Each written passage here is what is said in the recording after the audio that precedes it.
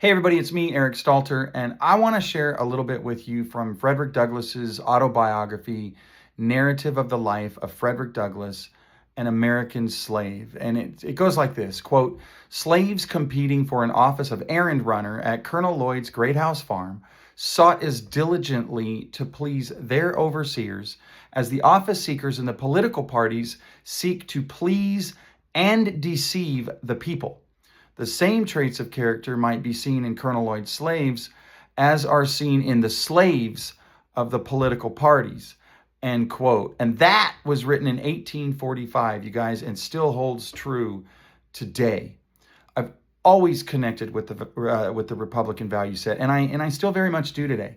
It was the party of free speech, freedom of religion, and freedom of the press, the right to life and to live peaceably among other men, the right of personal defense.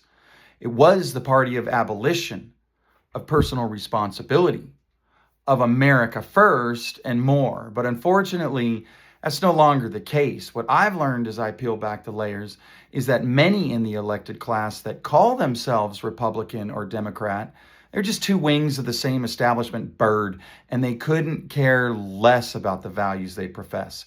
They care only about their personal or organizational advancement. The D and the R by their names, they're there as tools for the deception and the division of the people. The political consultants, the elected class, and the party leaders are favor trading with one another, all at the people's expense. They keep us fighting with one another for the scraps so they can maintain control of our lives and continue to collect the bulk of the reward from our labors. They all contend for a seat at the head table, and they do this by selling our liberties and their souls. These so-called representatives feign disgust over the actions of the other while working in concert to crush the dreams of everyday Americans. Again, all while contending for a seat at the head table.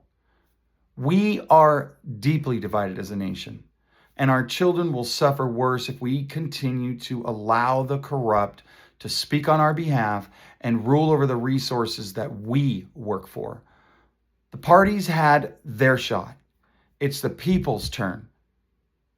We, the people, have put way too much faith in the hope that man will use his power over another man benevolently without the proper checks and balances.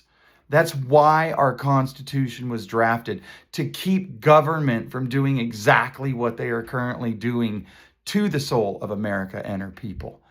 It is our responsibility to recognize that when people are given power, that power is to be tamed and monitored by the very people under it, you and me.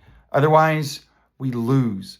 We cannot allow those in government and their bought and sold media machine to divide and control us any longer. If we, the people, will meet each other where we are and work together to maintain our liberties, to hold our representatives to account, and to lift each other up, we win.